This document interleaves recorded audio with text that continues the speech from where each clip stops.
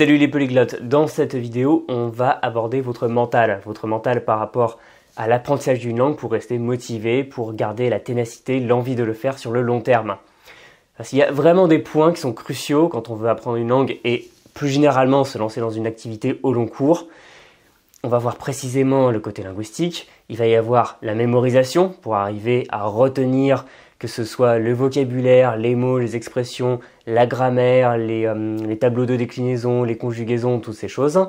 Il va y avoir votre oreille pour pratiquer l'écoute, la compréhension orale, aussi améliorer votre prononciation, votre accent pour être compris plus facilement. Il va y avoir aussi votre organisation quotidienne pour savoir quoi faire, à quel moment, pendant combien de temps. Et pour terminer, le mental. Le mental, c'est très important parce que contrairement à ce qu'affirment beaucoup de gens sur Internet, on n'apprend pas à parler couramment, voire à devenir bilingue en 3 mois. Ça demande du temps, ça demande de l'énergie. Parfois, ça veut pas. Parfois, on est fatigué. Parfois, on comprend pas des phrases. Parfois, on n'arrive pas à prononcer un mot. Parfois, on n'arrive pas à se faire comprendre. On n'arrive pas à comprendre. Bref, il y a des obstacles qui vous attendent sur votre chemin. Et donc, il va falloir travailler votre mental. Parce que au début de votre apprentissage, il est toujours très facile d'être motivé parce qu'il y a l'effet tout nouveau, tout beau. C'est-à-dire vous commencez à apprendre, mettons, le russe, vous êtes fasciné par ça, vous vous dites « ça y est, j'ai fait quelque chose de nouveau, c'est génial ». Et à la fin, au fur et à mesure, on finit par être moins motivé, c'est normal. Et ça, c'est vraiment humain, on peut rien y faire. Hein. C'est pour ça que malheureusement, je sais pas, il y a des gens qui abandonnent leur chien. Au début, ils achètent un chien, ils trouvent ça merveilleux, et après ils l'abandonnent. Bon, moi, je trouve ça odieux. Je pense que ce sera aussi votre cas, mais dans tous les cas, il y a quelque chose dans le cerveau humain qui fait qu'on est très motivé par une activité, une nouveauté dans les premiers temps, et par la suite, ça s'étiole. C'est pour ça qu'il est important de conserver votre mental pour apprendre une langue et atteindre un niveau avancé, voire très avancé.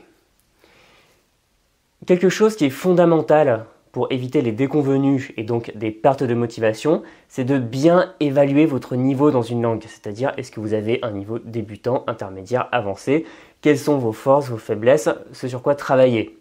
Parce qu'il peut y avoir deux grands problèmes avec ça.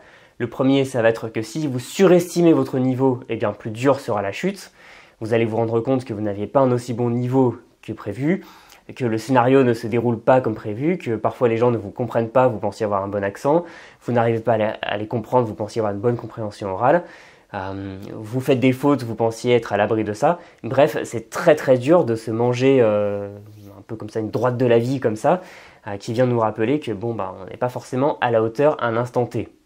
L'autre problème, c'est que si vous sous-estimez votre niveau, si vous pensez que vous êtes nul en langue, que vous n'avancez pas, qu'il y a vraiment quelque chose qui bloque, ça va vous mettre un poids formidable sur les épaules. Ça va vraiment vous plomber le moral, ralentir votre apprentissage comme si vous essayiez vous êtes coincé en voiture dans la boue, vous essayez de sortir, de vous désembourber, mais vous n'y arrivez pas.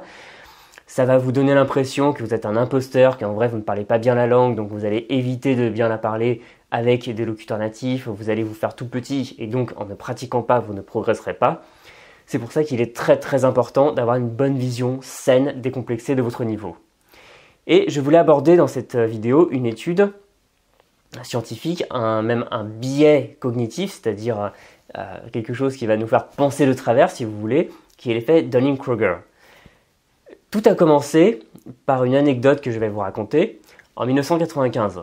Il s'agit d'un événement survenu à Pittsburgh, en Pennsylvanie, aux États-Unis, donc le 19 avril 1995. Et il y a un monsieur qui s'appelle MacArthur Wheeler qui est allé dans 2 banques pour les cambrioler, qui allait dévaliser ces banques plutôt, et qui n'a rien fait pour se cacher. C'est-à-dire, comme on voit souvent dans les films de braquage par exemple, le personnage met une cagoule ou un bas sur la tête pour ne pas être identifié, ce qui me semble être le b.a-ba du braquage. Sauf que ce MacArthur Wheeler est allé sans aucune protection, il s'est même montré face aux caméras, et la police a tout simplement diffusé des images des caméras de surveillance de ces 2 banques à la télévision, puis le suspect a été identifié très rapidement, la police s'est montrée à son domicile, l'a arrêté, et ce MacArthur Wheeler ne comprenait absolument pas, il était ébahi qu'on ait pu le retrouver, et n'a rien pu dire d'autre lors de son arrestation que « But I was the juice » mais je portais le jus sur moi. Et en fait, il s'est trouvé que le braqueur s'était mis du jus de citron sur la tête. Il s'était recouvert le visage de jus de citron. Parce qu'il était parti du principe que quand on écrit avec du jus de citron, eh bien ça fait une sorte d'encre invisible. Et vous pouvez prendre du jus de citron et essayer d'écrire avec, vous verrez que ça marche. Il était parti du principe que s'il se mettait lui-même du jus de citron sur le visage qui aurait des vertus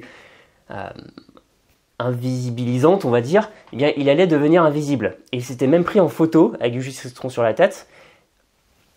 Et d'après lui, sur la photo, on ne voyait pas son visage. Donc il pensait que sur les caméras, on ne verrait pas son visage. Et c'est absolument fou. À tel point que même les autorités ont fait des tests pour savoir déjà s'il avait pris de la drogue, et absolument négatif, ou s'il avait des problèmes mentaux, s'il était fou. En fait, il n'était absolument pas fou, il était peut-être même pas forcément stupide, parce qu'il a quand même suivi un raisonnement aussi absurde soit-il, pour ne pas se faire détecter. C'est simplement quelqu'un qui avait suivi une idée complètement farfelue, et qu'il avait suivi avec tellement de confiance qu'il était arrivé à se pointer dans une banque en pensant être invisible dans l'impunité la plus totale, et quand il a été arrêté, il n'en revenait pas. Et ensuite, deux chercheurs de l'université de Cornell, qui étaient David Dunning et Justin Kruger, il y en a un qui était l'enseignant et l'autre l'élève, je crois. Donc en tout cas, les deux ont mené une étude sur ce cas et sur d'autres cas, sur ce biais cognitif qui s'appelle désormais l'effet Dunning-Kruger. Et en fait, il se trouve que les personnes les moins qualifiées sont souvent celles qui ont la plus haute idée de leurs compétences. Donc des gens qui sont très incompétents et qui sont totalement ignorants de leur propre incompétence. Avec les catastrophes que vous imaginez, par exemple si un médecin très arrogant qui ne se rend pas compte qu'il n'est pas aussi compétent qu'il le voudrait, fait un mauvais diagnostic, si par exemple il y a des traders qui vont faire n'importe quoi et provoquer des crises économiques, et ainsi de suite, ça peut être très grave. Bon, pour les langues, ce n'est pas aussi grave, mais ça peut vous mener à des choses assez problématiques. Et pour aller plus loin, ces deux chercheurs ont mené une étude. Ils ont évalué un ensemble de personnes sur plusieurs compétences, qui sont la grammaire, le raisonnement et l'humour. Ils leur ont demandé, d'un côté, d'évaluer leurs propres compétences, de dire est-ce que vous êtes bon ou pas bon dans ces domaines, sur quelle échelle. Et ensuite, ils ont fait l'évaluation proprement dite. Et les résultats sont sans appel. Les personnes qui avaient surévalué leur niveau avaient en général de très mauvais résultats. Et les personnes, au contraire, qui avaient les meilleurs résultats au test, étaient ceux qui avaient tendance à sous-évaluer leur niveau par rapport au niveau réel qui avait été mis en évidence par le test. Autrement dit, les gens mauvais avaient une haute idée de leurs compétences, qu'ils n'avaient pas visiblement, et les gens plutôt bons avaient une idée plutôt basse, avaient tendance à se dévaloriser. Et ça va s'observer dans votre parcours avec les langues, et je vais vous montrer ça avec un schéma. Pour illustrer cet effet Dunning-Kruger, j'ai fait un graphique avec en abscisse votre compétence, c'est-à-dire ce que vous connaissez réellement, votre capacité à comprendre et parler la langue, et en ordonnée la confiance, c'est-à-dire ce que vous pensez valoir du point de vue de la langue. Il va y avoir plusieurs étapes qui vont potentiellement jalonner votre projet. Alors au début, on est au niveau 0. Au niveau 0, vous ne connaissez absolument rien de la langue, vous n'avez rien à dire dessus. Puis ce qui peut se passer, c'est un excès de confiance avec une compétence assez faible finalement. Donc vous allez gonfler votre confiance jusqu'à des extrémités, et on va appeler ça le point 1. Et le point 1, c'est vraiment l'ignorance arrogante où on va vraiment penser qu'on est très bon dans une langue, mais malheureusement ce n'est pas le cas. Puis il va se passer quelque chose à un moment, que ce soit lors d'un voyage où vous allez parler avec des locuteurs natifs, où vous allez faire un examen et potentiellement le rater. Ça va commencer à dégonfler tout ça.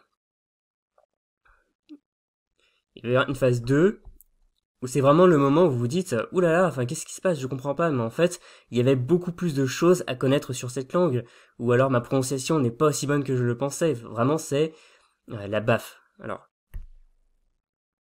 on va le faire en rouge.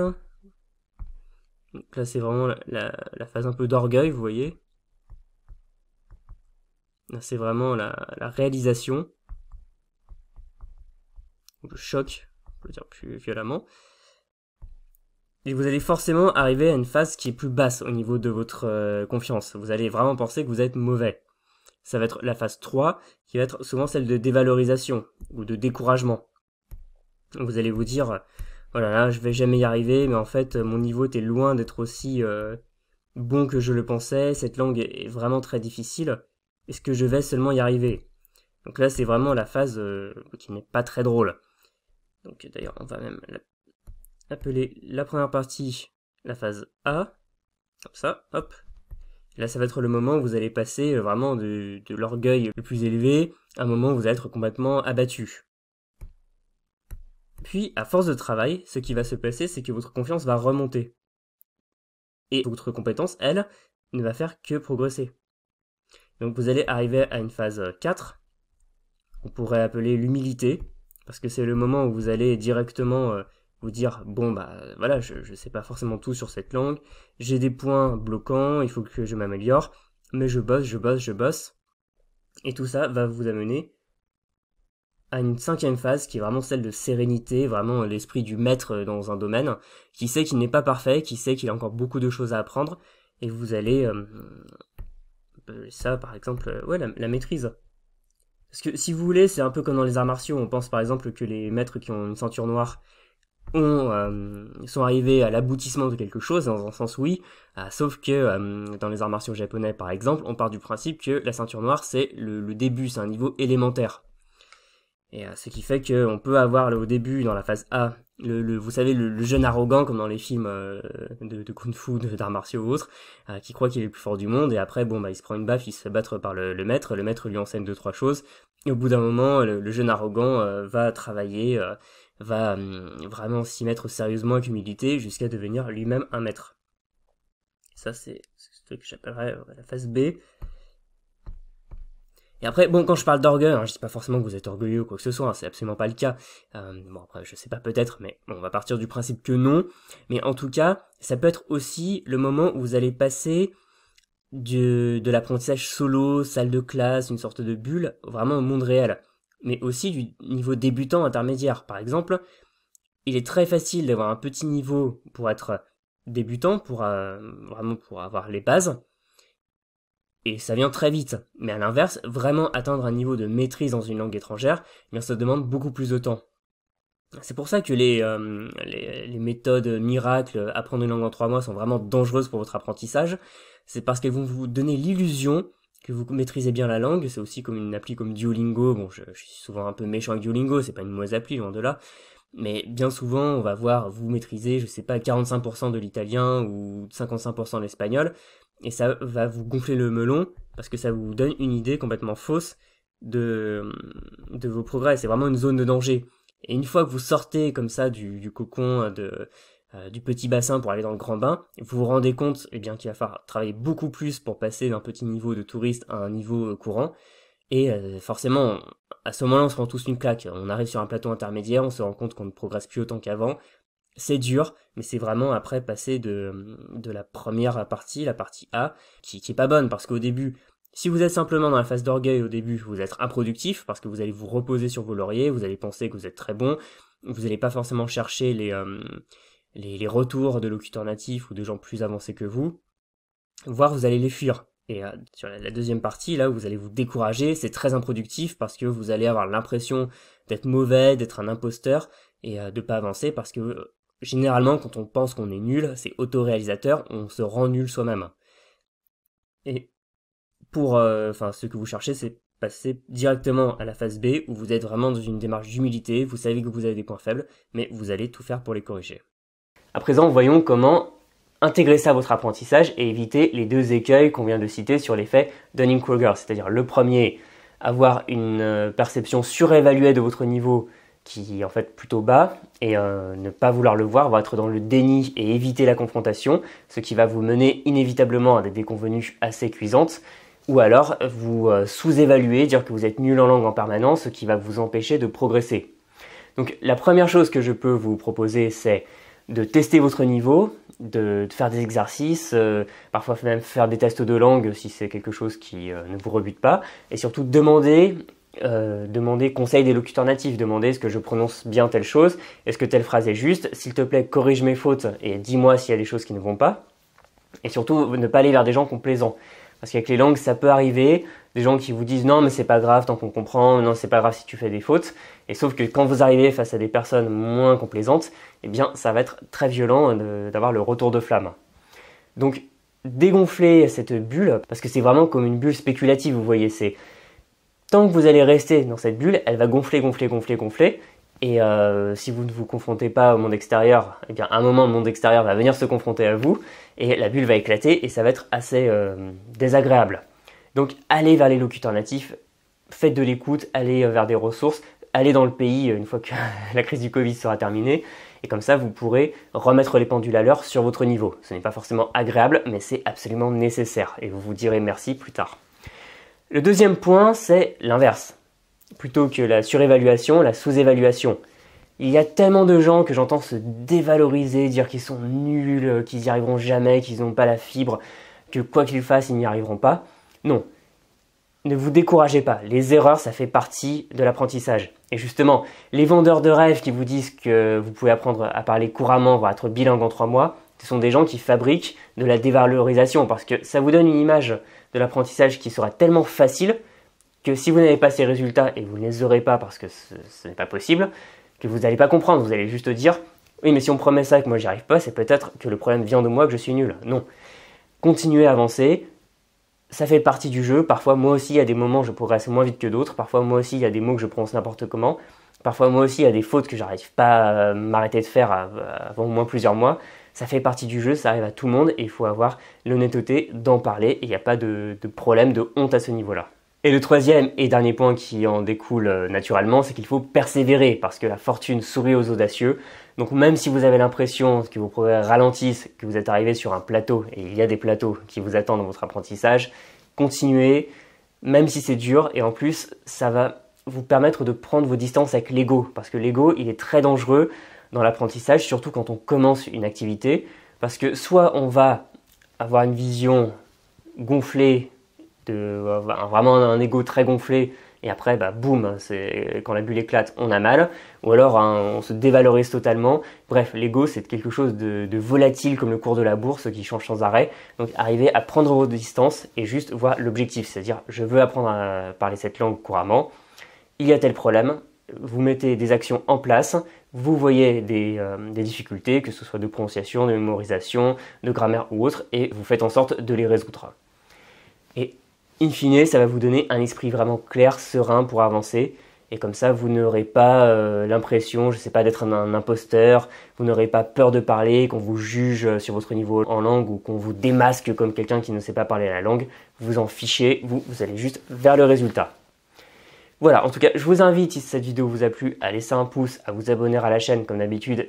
Et pourquoi pas à nous dire en commentaire si vous avez eu ce genre de problème avec l'effet Dunning-Kruger, c'est-à-dire vous avez pu vous rendre compte que votre niveau n'était pas aussi bon que prévu, ou alors pendant un temps vous pensiez qu'il n'était pas bon, mais en fait il était bien meilleur à ce que vous croyez. Bref, ça a pu m'arriver à moi, c'est arrivé à plein de gens que je connais, il n'y a absolument pas de problème à en parler. Et pour terminer, je vous invite à vous inscrire à mes contacts email privés, vous cliquez sur le lien dans la description et vous recevrez ma mini-formation gratuite de 42 minutes qui s'appelle 25 techniques pour apprendre votre vocabulaire. Je vous dis à très bientôt, bon courage dans votre apprentissage, salut!